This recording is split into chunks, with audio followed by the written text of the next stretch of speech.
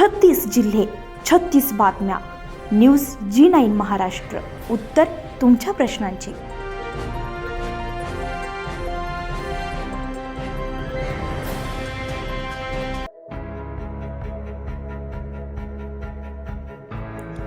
दिनांक 17 डिसेंबर 2025 माजी जिल्हा परिषद अध्यक्षा सुरेखाताई ठाकरे यांनी अचानक उमेद बचत विक्री केंद्राला भेट दिली.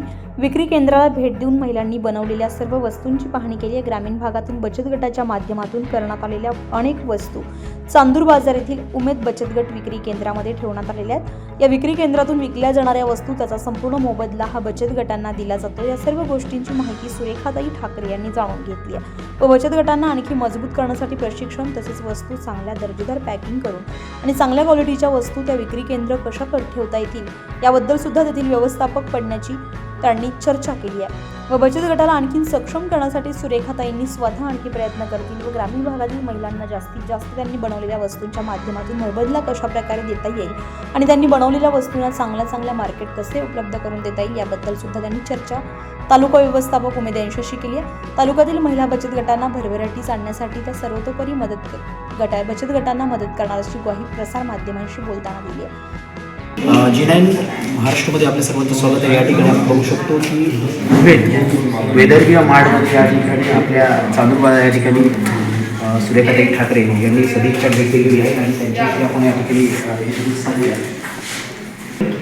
G9 महाराष्ट्रामध्ये आपलं स्वागत आहे. आपण या ठिकाणी जी सदिच्छा भेट दिली या वेदर माडविषयी आपलं काय वाटतं? याची खूप गरज आहे आणि उमेद मार्ट म्हणून यांनी जी सुरुवात केली आमचे तांबे सर जे इंचार्ज तालुक्याचे शिर्के मॅडम आणि या सगळ्या बचत गटाच्या महिला खरं याची खूप गरज आहे. याचं कारण असं की महिला उद्योग करतात पण तालुक्याच्या ठिकाणी गावच्या ठिकाणी त्यांना मार्केट मिळत नाही.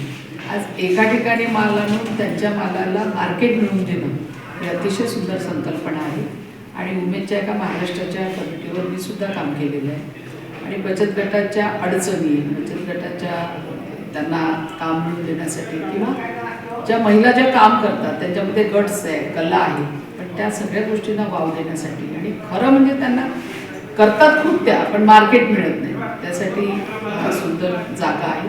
याला थोडं डेव्हलप करण्याची गरज आहे आणि आमच्या सरकारने सुद्धा याच्याकडे लक्ष घालून हे जर चांगल्या पद्धतीने डेव्हलप झालं महिलांना पॅकेजिंग त्याची थोडं स्वच्छपणा वगैरे ह्या सगळ्या गोष्टी ज्या म्हणजे माल खपवायचा असेल तर त्या पद्धतीचे ट्रेनिंग्स आम्ही सरांनी सांगितलं की ते सुद्धा सुरू आहे.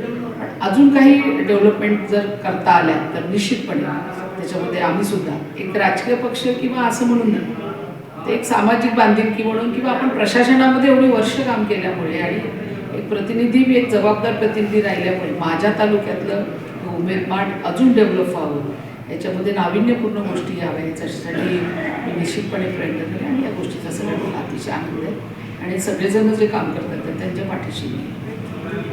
धन्यवाद ताई. ताईंनी सांगितलं की महिलांचा उद्योग हा भरभराटीला गेला पाहिजे आणि चांदूर तालुक्यातील हे जे मार्ट आहे या मार्टमध्ये सर्व बचत गटांनी सहभागी होऊन चांगल्या क्वालिटीचे या ठिकाणी वस्तू बनवून जगाच्या पातळीवर कसं पाठवता येईल यासाठी त्यासुद्धा प्रयत्नशील राहतील या ठिकाणी त्यांनी ग्वाही दिली आहे. G9 मराठीसाठी मी दिनेश बोहत्रे. धन्यवाद. न्यूज G9 महाराष्ट्रासाठी दिनेश बोहत्रे, चांदूर बाजार.